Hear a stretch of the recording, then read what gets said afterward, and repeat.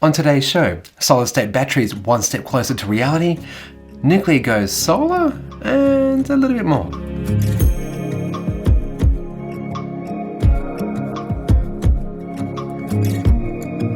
G'day, welcome everyone, my name's Chris and this is your show about everything happening in Australia and from settlements around the world in the space of renewable technologies like electric vehicles, solar, wind, batteries and a lot more. If you're new to the channel, subscribe. It does support the channel, honestly. You want to take it to the next level like these awesome Patreon producer level chappies like Ashley Hill, Ray Johnson, Nigel Farrier and Tessa Nagong? Yeah, please do. I really would appreciate it, especially in these very challenging times. And one last shout out to today's sponsor, and that is Tesla Taxi Australia. Hang around to the end of the show where you can learn how you can get some awesome discounts just by watching this show.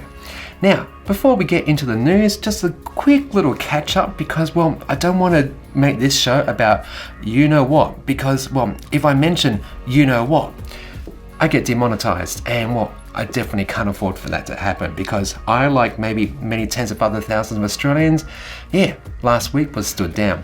So being the primary breadwinner in this family with 4 awesome kids and a beautiful wife, last week was definitely a very, very bad week. And so content uploading and priorities completely shifted in this last few weeks, and here I am finally maybe feeling a bit better about things. But this is not what this show's about. So you know what? I really sincerely do hope you are well and your loved ones, friends and family.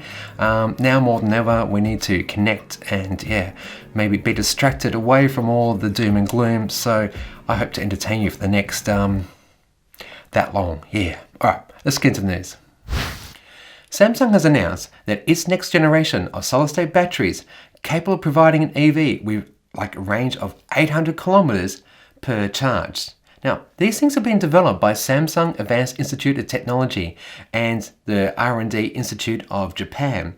Detailed by Bridie Smith in The Driven, she notes that a key challenge in the development of solid-state batteries has been to overcome that needle-like dendrite formations, that's like a lithium metal anode growth that hinders the lifespan of the batteries, as well as making them more dangerous to use. So, what Samsung have developed is a silver carbon composite layer as the anode and a sulfide electrolyte.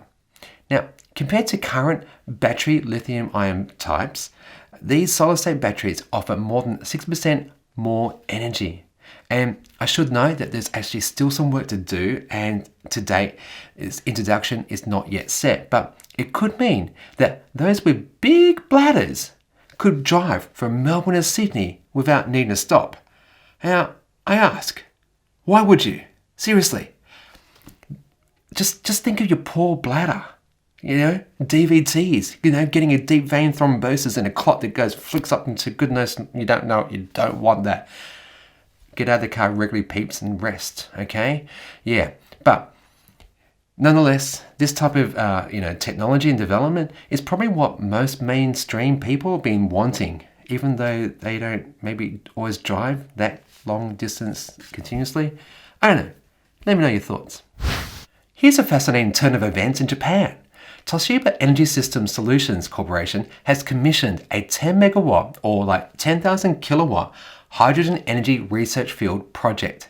Now, this thing is being powered by a 20 megawatt solar farm, and the hydrogen plant is now the world's largest, capable of producing 1,200 cubic newton meters of hydrogen per hour. Now, is that a lot?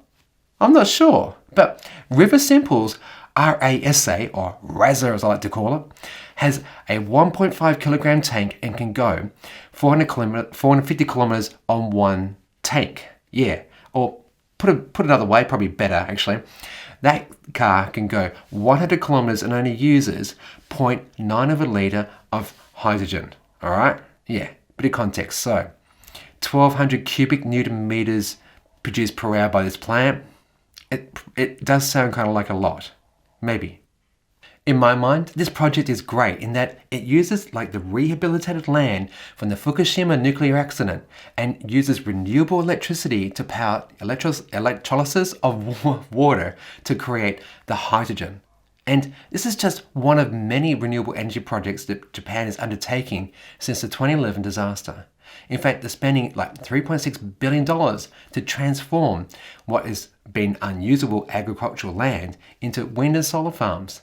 By 2024, they will have more than 11 solar farms and 10 wind farms with a total capacity of 600 megawatts, meaning that this renewable hub will provide like Japan with 13 to 14% of its actual energy mix. Yeah, very impressive. The CSIRO has suggested that Australia's wave energy resources could potentially contribute 11% of Australia's energy needs by 2050. Now, wave power is not new. In fact, way back in 1799, it was used to power mechanical devices like heavy machinery, including mills, saws, and pumps. And well, from what I've read, in 1910, it was used to provide electricity to like a lighthouse near Bordeaux in France. Fundamentally, wave power is generated by converting the energy within ocean waves and the swells into electricity. So the CSIRO, along with RENA, is funding research into 14 different projects around Australia currently. And this one, the wave swing system, is one of the contenders, which submerges a buoy and reacts to the changes in subsea water pressure caused by passing waves and converts the resulting motion to electricity via a direct drive generator.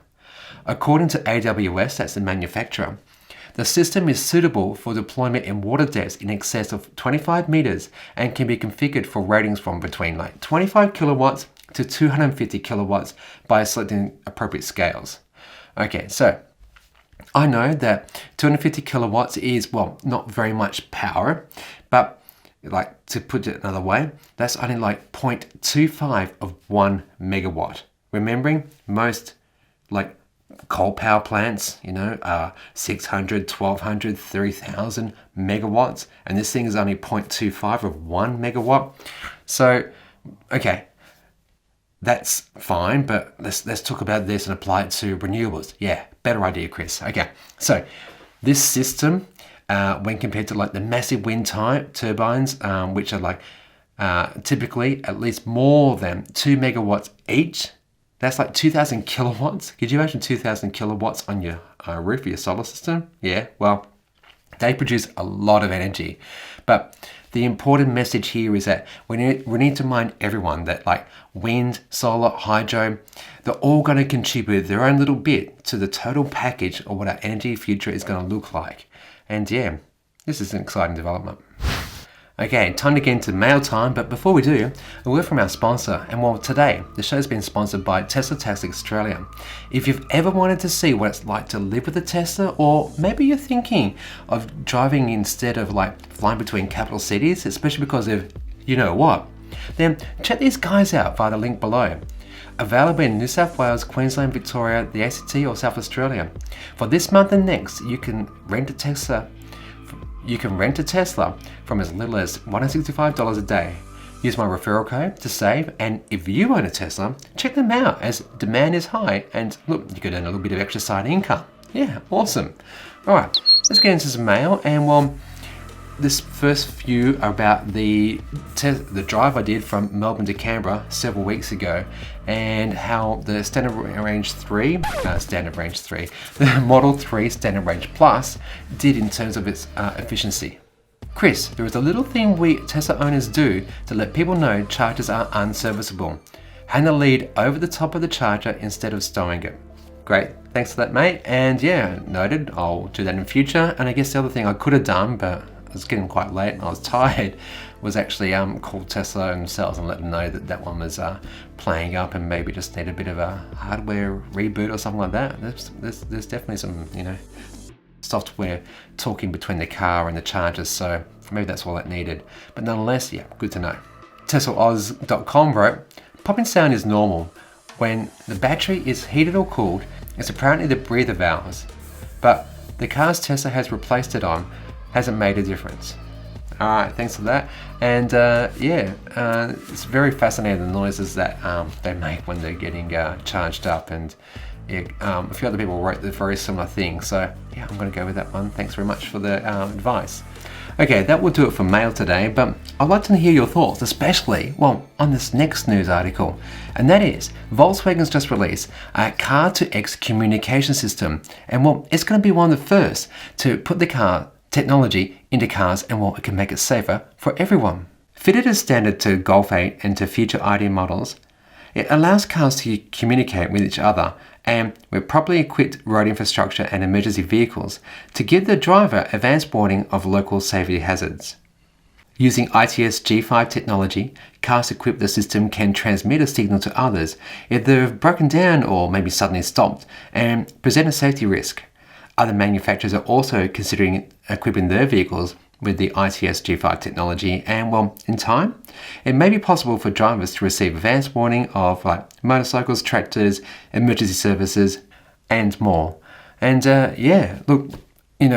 I've always felt that if we can't build AI to basically drive a car like much what we humans do right now, and that is to say, what Tesla's doing by using cameras, radar, and other sensors that are built into the car itself, and it's not reliant upon other systems. That to me has always been the model as to where you need to go. But conversely, I do see the real benefit of actually being able to get real-time alerts in that sort of 200, meter radius that this system works at. Because, too many a time, people have been injured and, unfortunately killed because of accidents in fog. And, if cars could talk to each other and say, hey, I'm doing emergency brake because I've just come across this incident in front of me.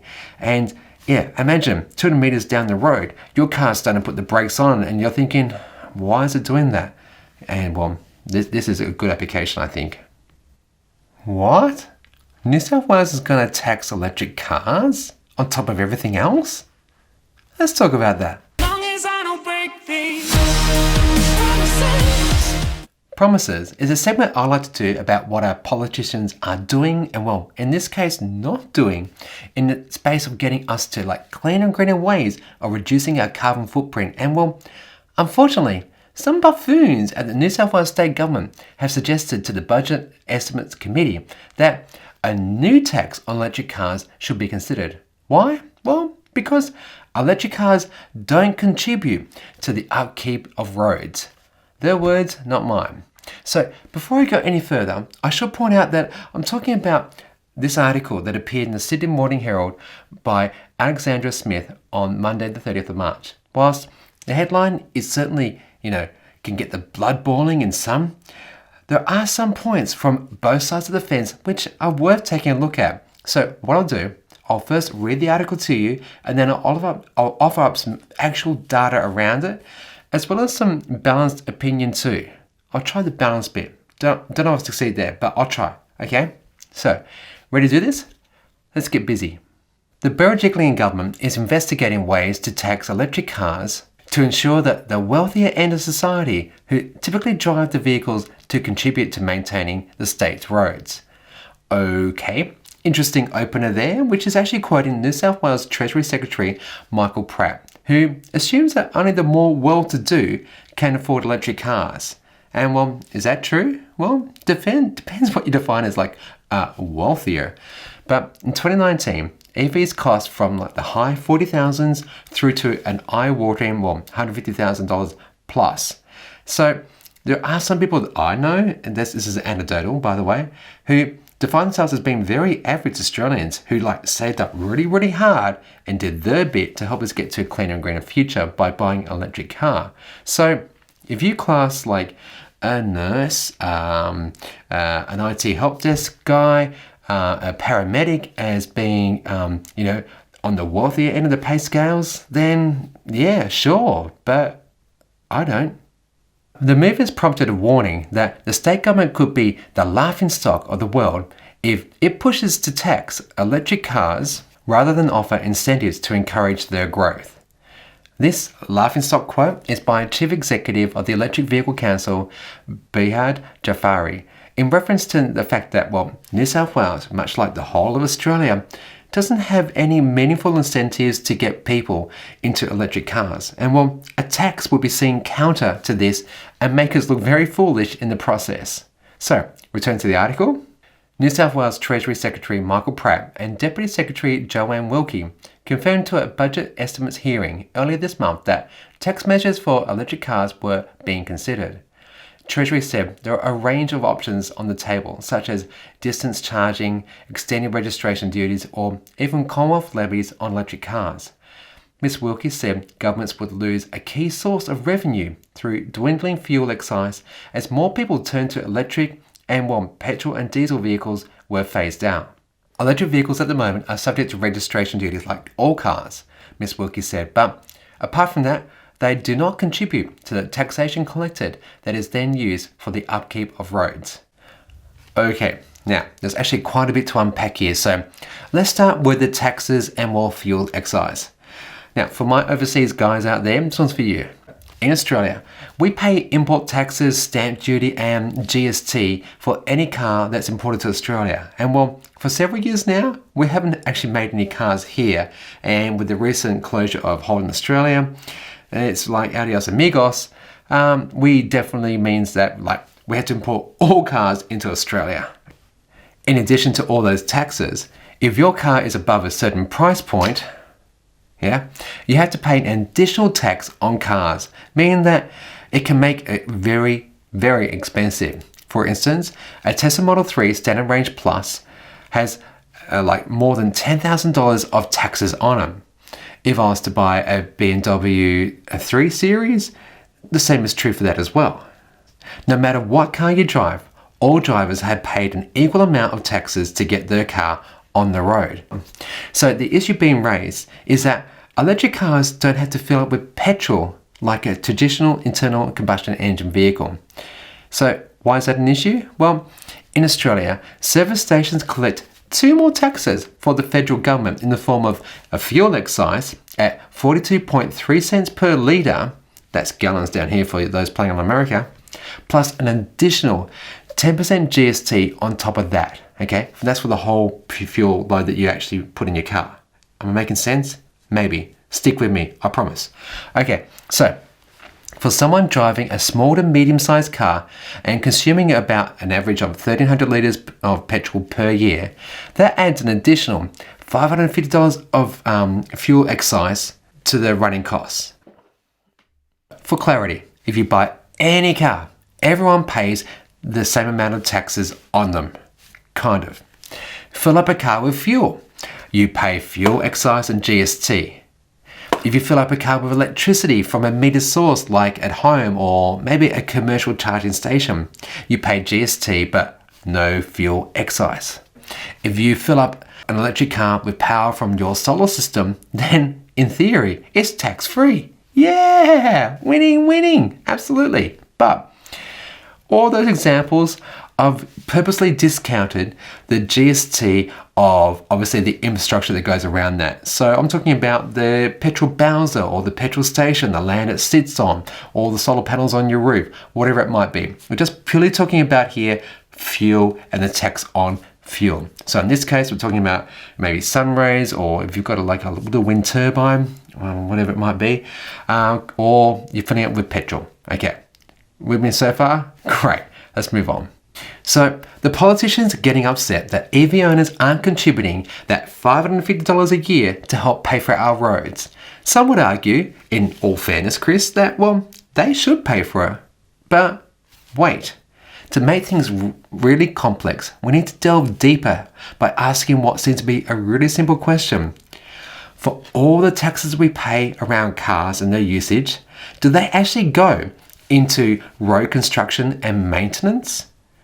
Well, it isn't actually very clear-cut at all. So, GST, stamp duty, import taxes, luxury car taxes, definitely not. That goes into central revenue, okay?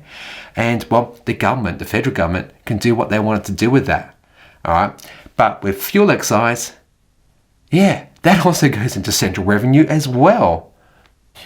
So, the federal government collects revenues from taxes that put on cars and the fuel that keeps them running. But here's the important detail. State and territory governments, they're the small little ones, they're actually allocated funds to build, repair and run our road network. And well, this is going to open up a very messy situation for us, okay? So, fuel excise in the financial year of 2013 to 2014 brought in an estimated $10 billion.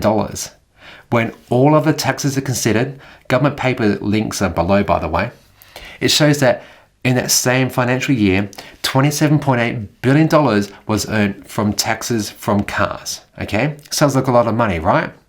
So, did all of that central revenue money, remembering all the taxes on the cars and the fuel excise, there's another tax, okay, did they actually get spent on our roads? Well, no. In the same period, just $4.4 billion was shared to all the other states and territories and used on road infrastructure. But Chris, what's happened to that $28 billion? $4 billion, 28, that's quite a big difference, right? Well, hey, the government, the federal government, also has to give out money to like rail, air, sea transport methods, and a few other little things like their own programs like black spot accident areas and transport accident schemes and other costs associated with travel. Getting very complicated? Definitely is. Come here.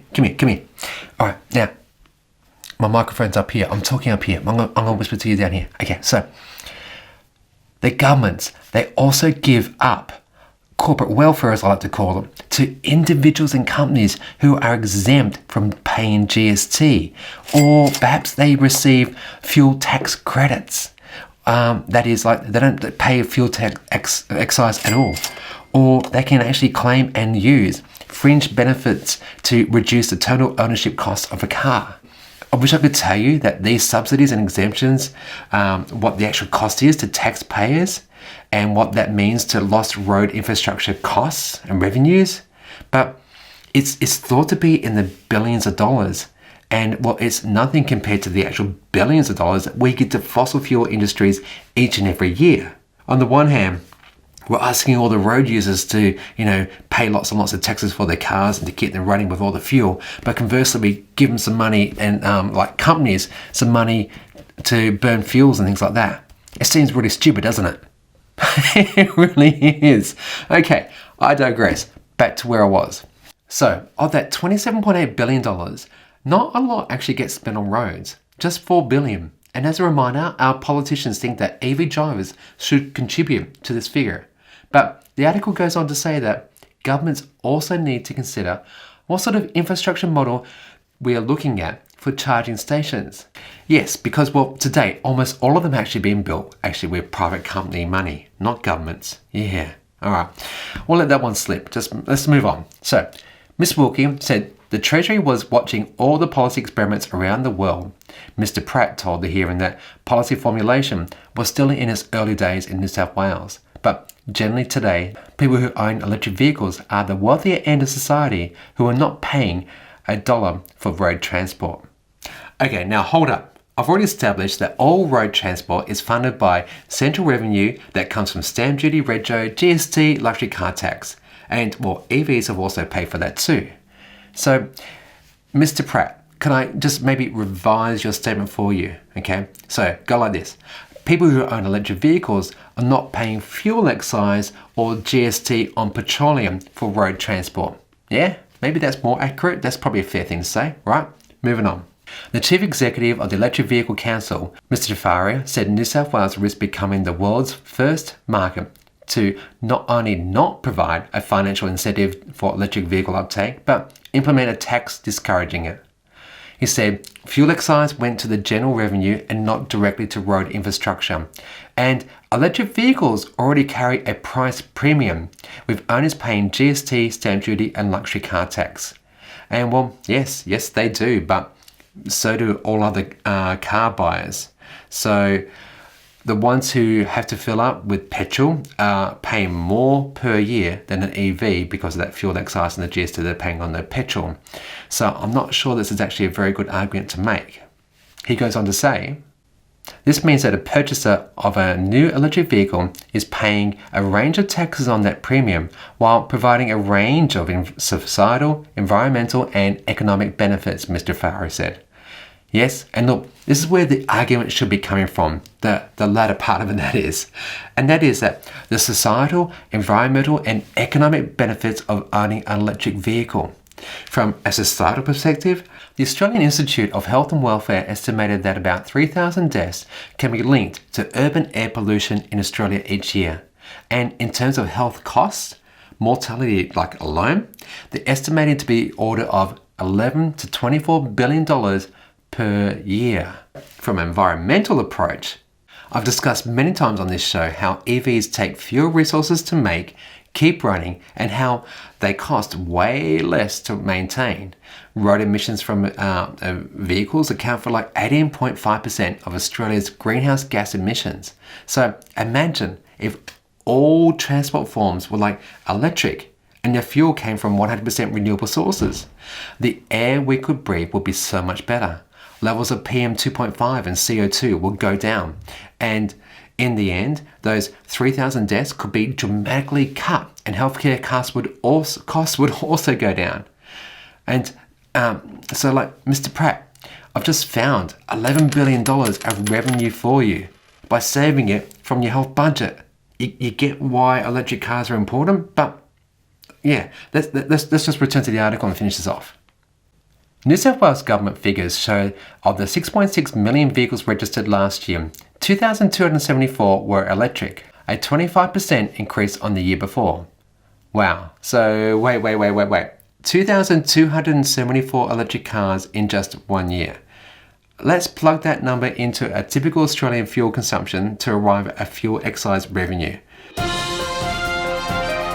That's $1,250,700, or roughly double what Gladys Berejiklian and her ministers spent on international travel from June to November in 2019. Yeah, they spent more than $450,000 in just 6 months. But hey, I'm not being fair here, am I? After all, that's just the cars sold in 1 year. There's already EVs on our road using them for free. So how much does this cost Australian taxpayers in lost revenue for roads? Okay, well, in the Electric Vehicle Council's State of EVs report from 2018, they state that EVs accounted for just 0.2% of all registered vehicles in Australia. Using the ABS figure of 19.5 million registered motor vehicles as of the 31st of January 2019. That means that 3,900 EVs were driving around, using our roads for free. Scandalous stuff. 550 multiplied by 3,900 equals... Drumroll.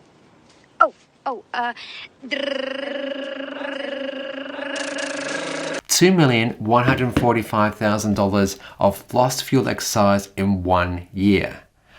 So that's about 0.4% of what Scott Morrison's government spent on private jets for ministerial travel in 2019.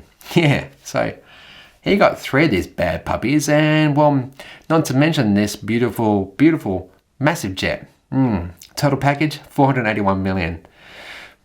Lost revenue from EVs, $2 million. Let's put down a chart for the fun of it. Yeah, no, you're not seeing that. I promise you, I have drawn in the 0.4.